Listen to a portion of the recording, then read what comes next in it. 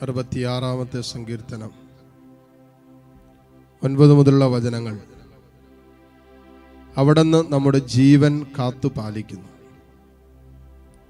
നമ്മുടെ കാലിടറാൻ അവിടുന്ന് സമ്മതിക്കുകയില്ല. വചനം പറയുകയാണ്, കർത്താവ് നമ്മുടെ ജീവൻ കാത്തു പാലിക്കുന്നു. നമ്മുടെ കാലിടറാൻ അവിടുന്ന് സമ്മതിക്കുകയില്ല. ദൈവമേ, അങ്ങ് ഞങ്ങളെ പരീക്ഷിച്ചറിഞ്ഞു. ഞങ്ങളെ വെള്ളി എന്ന പോലെ അങ്ങ് പരിശോധിച്ചു. അവിടുന്ന് ഞങ്ങളെ വലയിൽ കുടുക്കി. ഞങ്ങളുടെ മേൽ വലിയ ഭാരം ചുമത്തി. ശത്രുക്കൾ ഞങ്ങളെ ചവിട്ടി മെതിക്കാൻ അങ്ങിടയാക്കി. ഞങ്ങൾ തീയിലും വെള്ളത്തിലും കൂടി കടക്കേണ്ടി വന്നു. എങ്കിലും അങ്ങ് ഞങ്ങളെ വിശാല ഭൂമിയിൽ കൊണ്ടുവന്നു.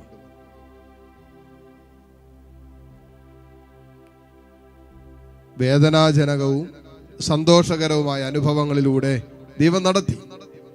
എന്നിട്ട് ദൈവം വാഗ്ദാനം ചെയ്തെടുത്ത് എത്തിച്ചു. നമ്മുടെ ജീവിതമൊക്കെ കടന്നുപോയിക്കൊണ്ടിരിക്കുന്നത് ഇതുപോലെ തന്നെയാണ്. ചില വേദനകളും സങ്കടങ്ങളും ദുഃഖമൊക്കെ നിറഞ്ഞ ജീവിതത്തിന്റെ അനുഭവങ്ങളിലൂടെ ദൈവം നടത്തും. അതുപോലെ സന്തോഷത്തിന്റെയും ആനന്ദത്തിന്റെയും ഒക്കെ നിമിഷങ്ങളിലൂടെ ദൈവം നമ്മളെ നടത്തിയിട്ടുണ്ട്. ഈ അനുഭവങ്ങളിലൂടെ എല്ലാം ദൈവം നടത്തിയിട്ട് ദൈവം വാഗ്ദാനം ചെയ്ത ആ വാഗ്ദത്ത ഭൂമിയിലേക്ക് എത്തിക്കും. സ്വർഗമാകുന്ന സ്വർഗീയ ഭവനത്തിലേക്ക് ഈശോ നമ്മളെ കൈപിടിച്ചെത്തിക്കും. പക്ഷേ ഈ ലോക ജീവിതത്തിൽ പൊക്കൊണ്ടിരിക്കുന്ന കടന്നുപോകുന്ന ജീവിതത്തിന്റെ ചില വേദനകളും സങ്കടങ്ങളും സംഘർഷങ്ങൾക്കും അപ്പുറം ദൈവത്തിന്റെ വചനത്തിന്റെ വാഗ്ദാനങ്ങൾ നമ്മളിൽ പൂർത്തിയാകുക തന്നെ ചെയ്യും. അപ്പോൾ ജീവിതത്തിന്റെ ഓരോ നിമിഷവും ചെയ്യേണ്ട ഒരു കാര്യം സങ്കീർത്തകൻ നമ്മൾ ഓർമ്മിപ്പിക്കുന്നത്, ദൈവത്തിന്റെ വാഗ്ദാനങ്ങളിലേക്ക് ഉറ്റുനോക്കാൻ നമുക്ക് പറ്റണം.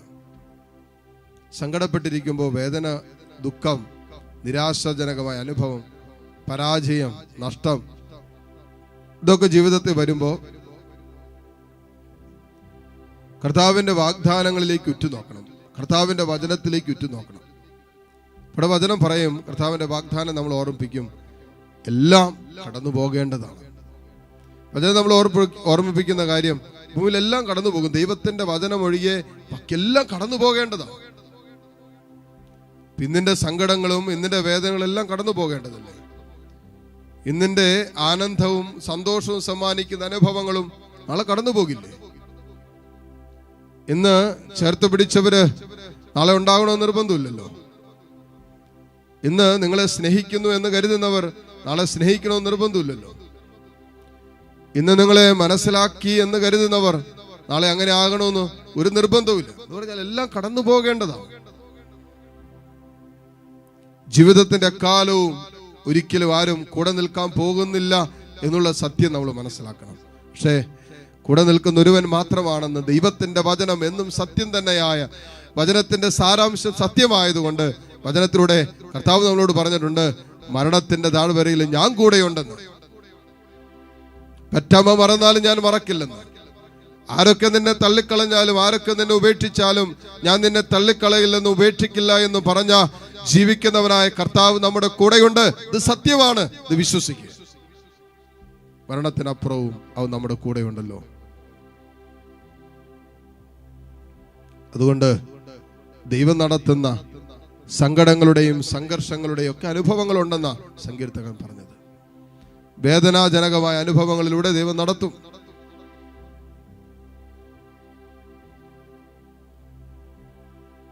സന്തോഷത്തിന്റെ ഒത്തിരി കണ്ടങ്ങോട് ആനന്ദിക്കാൻ പറ്റുന്ന അനുഭവങ്ങളിലൂടെയും ദൈവം നടത്തും. ഒക്കെ നമ്മൾ അനുഭവിച്ചുകൊണ്ടിരിക്കുന്ന കാര്യങ്ങൾ. പക്ഷേ ഇതിന്റെ ഒക്കെ നടുവില് സന്തോഷമാകട്ടെ, സങ്കടമാകട്ടെ, നിരാശാജനകമായ അനുഭവങ്ങളാകട്ടെ, തടസ്സങ്ങളാകട്ടെ, പ്രതിസന്ധികളാകട്ടെ, എല്ലാറ്റിൻ്റെ നടുവിലും ദൈവത്തിന്റെ വചനത്തിന്റെ വാഗ്ദത്തങ്ങളിലേക്ക് ഉറ്റുനോക്കാൻ നമ്മൾ പഠിക്കണം. എല്ലാം കടന്നു പോകേണ്ടതാണ് എന്ന സത്യം. നിലനിൽക്കുന്നതൊന്നു മാത്രം, ദൈവത്തിന്റെ വചനം മാത്രം. എല്ലാം കടന്നു പോകേണ്ടതാണ്. ഈശോയെ, എന്തെല്ലാം പ്രശ്നങ്ങളാണ് ഈ മക്കളെ അലട്ടുന്നതെന്ന് തമ്പുരാനെ നിനക്കേ അറിയത്തുള്ളൂ. പുറത്തു പറയാൻ പോലും പറ്റാത്ത രീതിയിലുള്ള ചില ജീവിതത്തിന്റെ അവസ്ഥകളിലും വേദനകളിലും ദുഃഖങ്ങളിലൊക്കെ ആയിരിക്കുന്നവരുണ്ട്. ഉള്ളുകൊണ്ട് വേദനകളും സങ്കടങ്ങളൊക്കെ ഇങ്ങനെ വഹിച്ചു പോകുന്ന എല്ലാം ഉള്ളിലൊതുക്കിക്കൊണ്ട് നടക്കുന്നവരുണ്ട്. കാരണം പുറത്തു പറയാൻ പറ്റാത്ത അവസ്ഥയാണ്. പറഞ്ഞാലൊട്ടും ആർക്കും മനസ്സിലാക്കണമെന്ന് നിർബന്ധമില്ല. അതുകൊണ്ട് തന്നെ എല്ലാം അങ്ങോട്ട് ഉള്ളിലൊതുക്കി കൊണ്ട് നടക്കുന്നവർ ഇതിനകത്തുണ്ടാകാം. ഒത്തിരിയേറെ സ്വപ്നങ്ങൾ, ഒത്തിരിയേറെ ആഗ്രഹങ്ങൾ മനസ്സിൽ സൂക്ഷിച്ചിട്ട് അതൊന്നും പൂർത്തിയാക്കപ്പെടാതെ പോയതിന്റെ വലിയ ഭാരമുള്ളവർ ഇതിനകത്തുണ്ടാകാം. ഒത്തിരി സ്വപ്നം കണ്ടതാണ്. തൻ്റെ ജീവിതത്തെക്കുറിച്ച്, ഭാവിയെക്കുറിച്ച്, കുടുംബജീവിതത്തെക്കുറിച്ച്, മക്കളെക്കുറിച്ച്, വരുമാന മാർഗങ്ങളെക്കുറിച്ച്, നാളെയെക്കുറിച്ച്, അങ്ങനെ ആത്മീയ ജീവിതത്തെക്കുറിച്ച്, വിശുദ്ധ ജീവിതത്തെക്കുറിച്ച് ഒത്തിരി സ്വപ്നങ്ങളുണ്ടായിരുന്നതാണ്. അതെല്ലാം തകർന്നു പോയതിൻ്റെ, അതെല്ലാം നഷ്ടപ്പെട്ടതിൻ്റെ ഒരു മനോവേദനയോടും സങ്കടത്തോടും ഒക്കെ ആയിരിക്കുന്നവർ ഇതിനകത്തുണ്ടാകാം. തമ്പുരാനെ, എല്ലാ വേദനകൾക്കുള്ള ഉത്തരം നിന്നിലാണല്ലോ. എല്ലാ പ്രശ്നങ്ങൾക്കും പരിഹാരം നിന്നിലുണ്ടെന്ന് നീ പറഞ്ഞല്ലോ. മനുഷ്യന്റെ മരണമെന്ന അവസാന ശത്രുവിനെ പോലും കർത്താവെ നീ കീഴടക്കിയല്ലോ.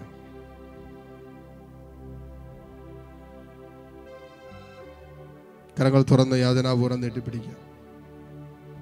വാഗ്ദാനങ്ങളിൽ വിശ്വസ്തൻ ഇതാ നമ്മോട് കൂടെ. ഒരിക്കലും ഉപേക്ഷിക്കാത്തൊരു ദൈവം ഇതാ നമ്മോട് കൂടെ.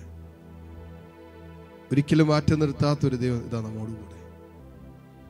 നിന്റെ സ്വകാര്യ ദുഃഖങ്ങളും നിന്റെ വേദനകളും നിന്റെ ബലഹീനതകളെല്ലാം അറിയുന്ന കർത്താവ് ഇതാ. നീ ഇന്നലകളിൽ കടന്നുപോയ വഴിത്താരകളിൽ നിന്റെ ജീവിതത്തിൽ സംഭവിച്ച ചെറുതും വലുതുമായ നഷ്ടങ്ങളും അനർത്ഥങ്ങളും പരാജയങ്ങളും വീഴ്ചകളും എല്ലാം അറിയുന്ന കർത്താവ് ഇതാ യാൽധാരയിൽ. എല്ലാം അറിഞ്ഞുകൊണ്ട് തന്നെയാ അവൻ നിന്നെ സ്നേഹിക്കുന്നത്. എല്ലാം മനസ്സിലാക്കിക്കൊണ്ട് തന്നെയാ അവൻ നിന്നെ ചേർത്ത് പിടിക്കുന്നത്. ഇതാ നമ്മളെ പൂർണ്ണമായും മനസ്സിലാക്കി നമ്മുടെ ബലഹീനതകളോട് ചേർത്ത് നമ്മളെ ചേർത്ത് പിടിക്കുന്ന ഒരു കർത്താവ് യാൽധാരയിൽ. അവനെ ആരാധിക്കുക, അവന്റെ വചനമനുസരിച്ച് ജീവിക്കുക. നമ്മുടെ ആഗ്രഹങ്ങൾ അവൻ സാധിച്ചു തരുന്നു. ആഗ്രഹങ്ങൾ സാധിച്ചു തരും. ദൈവത്തെ ആരാധിക്കുകയും അവന്റെ ഹിതമനുസരിച്ച് ജീവിക്കുകയും ചെയ്യുന്ന ജീവിതങ്ങളെ, അവരുടെ ആഗ്രഹങ്ങളെ കർത്താവ് സാധിച്ചു തരും. കരങ്ങൾ ഉയർത്തിപ്പിടിച്ച് കണ്ണു തുറന്ന് കർത്താവിനെ കണ്ട് ഏതാനും നിമിഷം കർത്താവിനെ സ്തുതിച്ചുകൊണ്ടിരിക്കട്ടെ. Hallelujah, hallelujah, hallelujah. കർത്താവേ, നിതാ നിന്നെ ഞങ്ങൾ ആരാധിക്കുന്നു. ഈശോയെ, ഇതാ നിന്നെ ഞങ്ങൾ സ്തുതിക്കുന്നു, സ്തുതിക്കുന്നു, സ്തുതിക്കുന്നു. Hallelujah, hallelujah. യേശുവേ, ആരാധന, ആരാധന. Hallelujah, hallelujah, hallelujah. ഈശോയെ, ആരാധന, ആരാധന. യേശുവേ. മുട്ടുകുത്താൻ സാധിക്കുന്ന എല്ലാ മക്കളും ഈ നിമിഷം മുട്ടുകുത്തുന്നു.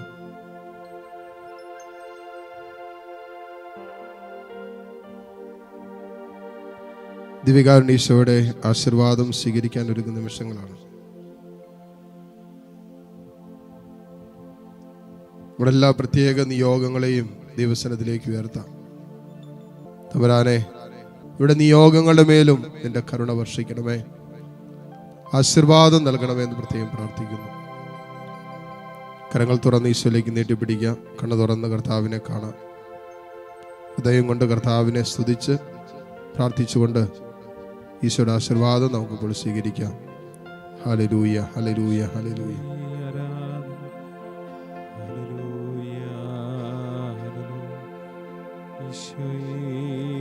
ആരാധന, ആരാധന. Hallelujah, hallelujah. യേശുവേ.